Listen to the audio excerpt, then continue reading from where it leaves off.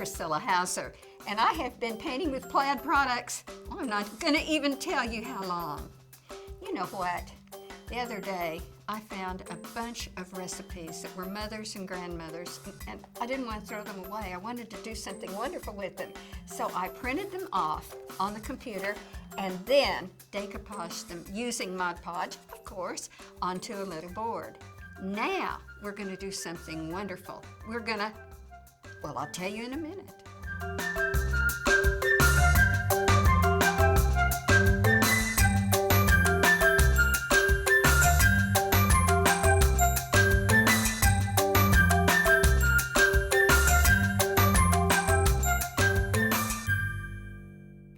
We're going to play with paint, and you don't have to draw at all. Matter of fact, you can find this wonderful little strawberry pattern on plaidonline.com.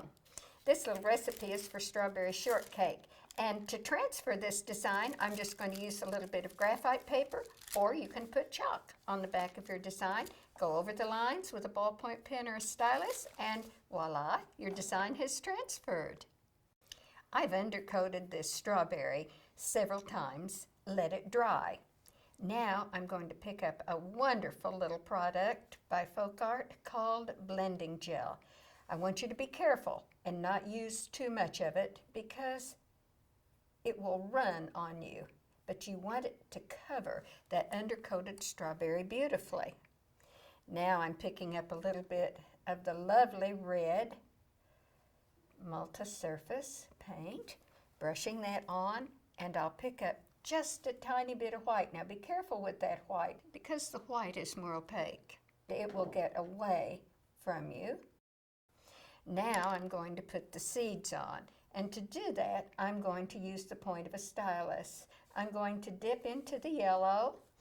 I wiped just a little bit off, and then I'll just start staggering the little field of seeds. You want this to be loose.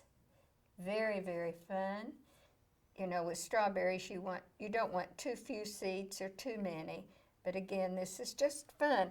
Now to give it a little bit more depth, I'm going to pick up just a little black on the stylus and just kind of little dots here and there, just to give a little more depth. I'm going to continue undercoating these bracts with that wonderful color called Thicket, and there's so many bracts on a strawberry. Now, I'm using little strokes to do this, but look, if you don't stroke, watch me. I'm just going to color book paint it. Just tap it into place like that. Now, while that paint is wet, I'm going to pick up a color that I love. It's so much fun. It's called Citrus Green, and I'm using a number 2 flat brush, and I'm just going to highlight into that wet thicket with the citrus green. Okay, I'm going to move this aside, and I'm going to bring in a board where you see the strawberry completed, the bracts completed, and you see that I have undercoated 2 leaves.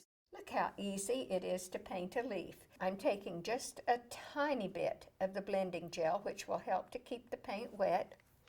And then I'm going to pick up the dark, wonderful color called Thicket and just brush that thicket carefully, neatly right into that blending gel. Now you don't want to use too much gel or too much paint. Again, happy citrus green. And I'm just going to come in, wiping my brush to wipe a little bit off. Now look, touch, press, pull and lift. Let the airplane take off. Touch with that brush on the edge, pull and lift. Touch, pull and lift. Touch, pull and lift. Touch, pull and lift. Now, here's a little fun part. I want to show you how to paint a blossom. Your blossoms can go anywhere you want to put them, but I'm going to make a head, 2 arms, and 2 legs. Remember, if you don't have a stylus, you could use the point, the fine point of a pencil, the fine point of a ballpoint pen. I've even ground down the handle of a paintbrush to a bit of a point. Now I'm going to pick up this wonderful bright happy yellow and put a yellow center in that. And there it is, completed little blossoms. And you can add as many as you like. I'm going to put curlicues on now, and I say liner, you say thin. I've picked up a 10-0 liner, and I'm going to pick up a little bit of classic green and a little bit of the citrus green.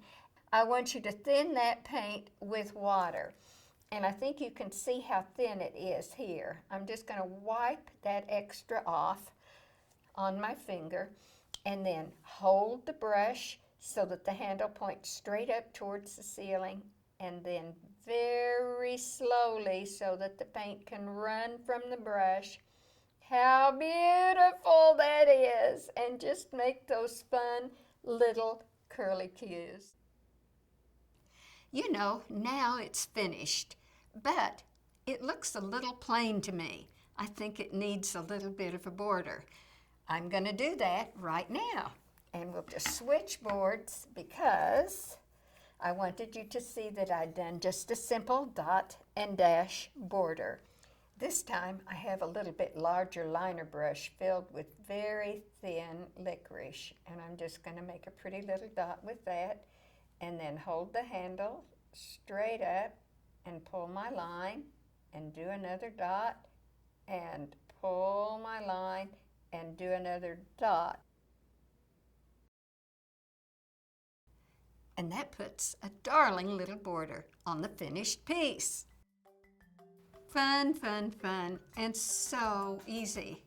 Preserving those recipes and doing all the wonderful things with the Folk Art Multi-Surface paint.